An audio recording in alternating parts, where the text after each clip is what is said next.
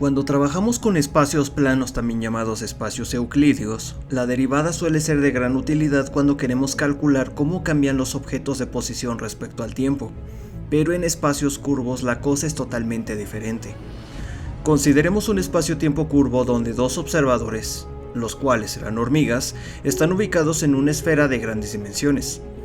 Si representamos un vector tangente en la superficie de la misma, podemos notar que a medida que se aleja una de las hormigas, el vector deja de tocar a la superficie si seguimos la dirección a la que apunta, pero de acuerdo a las hormigas, dicho vector es tangente en todos los puntos de la trayectoria. Esto significa que un vector tangente definido en algún punto debe ser transportado a un punto diferente de la trayectoria. Y si es idéntico al vector tangente en su nueva posición, entonces se dice que dicho vector realizó un transporte paralelo. Ahora supongamos que las hormigas deciden implementar un sistema de coordenadas para realizar mediciones. Dichas mediciones se realizarán localmente, por lo que transportarán paralelamente el conjunto de ejes al punto donde desean medir la orientación del vector. Desde este punto de vista, cualquier vector tiene las mismas componentes y por lo tanto será tangente en cada punto. Pero visto esto desde una perspectiva distinta, como lo puede ser alejado de la esfera, dicho vector parece cambiar de dirección. Aquí es donde entra en juego lo que llamaremos el postulado de paralelismo, el cual indica que dos líneas paralelas nunca se cruzan en ningún punto. Como lo vimos previamente, el espacio-tiempo de Minkowski es plano, por lo que el postulado se cumple, pero en un espacio como la esfera, no. Y para ilustrarlo, imaginamos que las hormigas comienzan a moverse separadas una de la otra a una distancia prudente. Eventualmente lograrán encontrarse, lo cual las confundirá, ya que desde su punto de vista estaban en una región plana, cuando en realidad solo era un espacio euclídeo local, en otros términos, un espacio localmente plano. Por esta situación es que cuando vemos al horizonte pareciera ser que estamos en una región plana, pero no es así. Es por todo lo anterior descrito que necesitamos una derivada especial que nos permita evaluar el cambio de posición de un vector en un espacio curvo, considerando también el hecho de que las coordenadas cambian en distintas partes del espacio, por lo que es momento de traer a nuestra querida amiga la derivada covariante. Conceptualmente podemos definirla como el cambio del vector menos el cambio debido al sistema de coordenadas. Aquí podemos notar que esto último no se presenta en un curso de cálculo diferencial porque solamente trabajamos con espacios euclidianos. Dicha derivada es direccional, ya que nos indica la tasa de cambio del vector a medida que se mueve en la región, y podemos interpretarla como una generalización de la derivada direccional que seguramente vieron en cálculo vectorial, la cual se puede escribir así.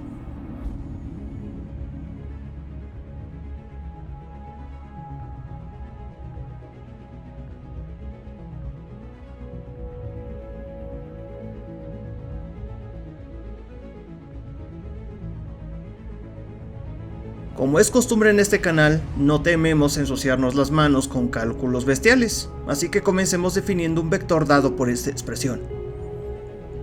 Ahora calculemos la derivada respecto a las coordenadas considerando que las componentes y las bases cambian en el espacio-tiempo. Si empleamos la regla de Leibniz, también conocida como la derivada del producto de dos funciones, tenemos esto. El segundo término indica el cambio de las bases del vector respecto a su posición y dicha derivada puede tener componentes para cada uno de los vectores base, por lo que es necesario definir coeficientes de conexión conocidos como símbolos de Cristoforo. Estos términos contienen toda la información que describe cómo cambian las coordenadas a medida que nos movemos por el tejido del espacio-tiempo. Una forma sencilla de interpretarlos es imaginar que representan conexiones que indican cómo están conectados los sistemas coordenados en distintos puntos y cómo se traslada un objeto entre cada uno de ellos a medida que se mueve. Para ilustrar lo anterior y ver cómo se calculan los símbolos de Cristoforo, dejaré un post en Instagram, el cual encontrará en la descripción del video. De lo contrario, sería un video con cálculos kilométricos y no quiero aburrir a la gente. Así que den un vistazo por allá porque será necesario saber cómo calcularlos, ya que serán de gran utilidad más adelante. ¿Para qué rayos queremos todos estos términos sacados de lo más profundo del horror cósmico?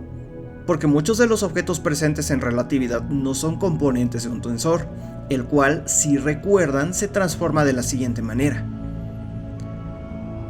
Pero los símbolos de Christoffel se transforman así.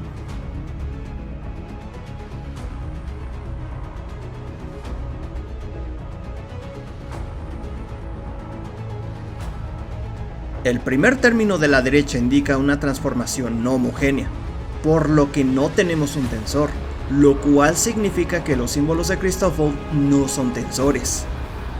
Si sustituimos la definición de los símbolos de Christoffel en la derivada del vector, obtenemos este resultado.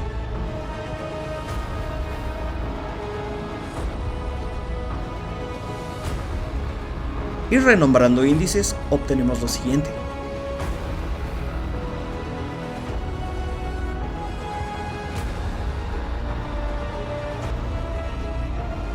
Si deseamos definir la derivada covariante de un vector arbitrario, necesitamos definir el operador de conexión escribiendo esto. Ahora definimos la derivada covariante sobre una función escalar. Generalizando a diferentes direcciones mediante el término E sub alfa como un vector arbitrario U, tenemos la derivada direccional.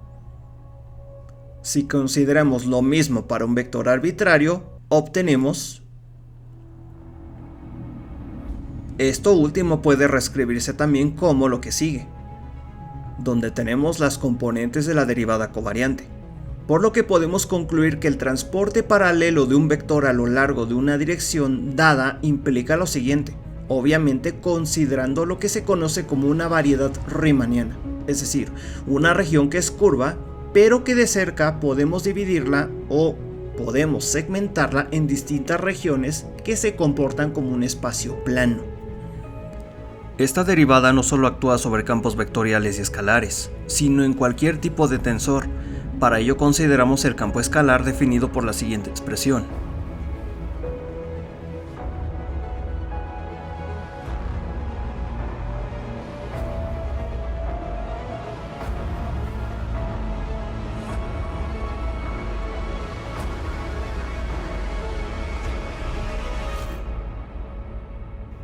De aquí podemos obtener la acción de la derivada covariante sobre la uniforma de la siguiente manera. Esto implica lo siguiente. Todo lo anterior es importante para obtener la derivada covariante para cualquier tensor, tal que, si aplicamos los símbolos de Christoffel, obtenemos este resultado. Por lo que podemos definir las componentes de la derivada covariante de un tensor arbitrario de la siguiente manera. Un aspecto importante que debemos señalar es que las ecuaciones tensoriales son invariantes ante transformaciones, lo que significa que, si una ecuación es válida en un sistema de coordenadas, debe ser válida para cualquier otro. Consideremos ahora la derivada covariante de un vector v con componentes definidas de esta manera. Como v alfa sub mu corresponde a los componentes de un tensor, entonces la aplicación de la métrica conduce a este resultado. Por otro lado, la acción directa de la métrica en V seguida de la derivada covariante, aplicando la regla de Leibniz, conduce a esto. Si comparamos dichas ecuaciones, podemos concluir que en cualquier sistema coordenado tenemos este resultado. Ahora, si empleamos la derivada covariante sobre un tensor de rango 0,2 de acuerdo a esta expresión, encontramos esto.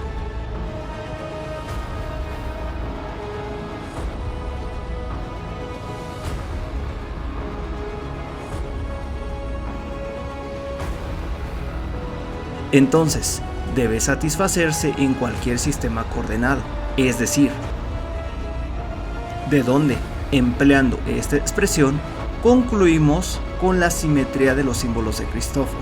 Sustituyendo este resultado en la ecuación anterior, entonces podemos obtener lo siguiente. Y por lo tanto obtenemos una expresión que nos permite calcular los símbolos de Christoffel sin torsión y de una manera más sencilla empleando la métrica.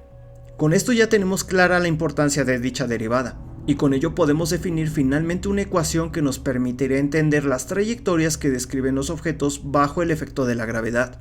Pero eso lo veremos más adelante en el próximo video.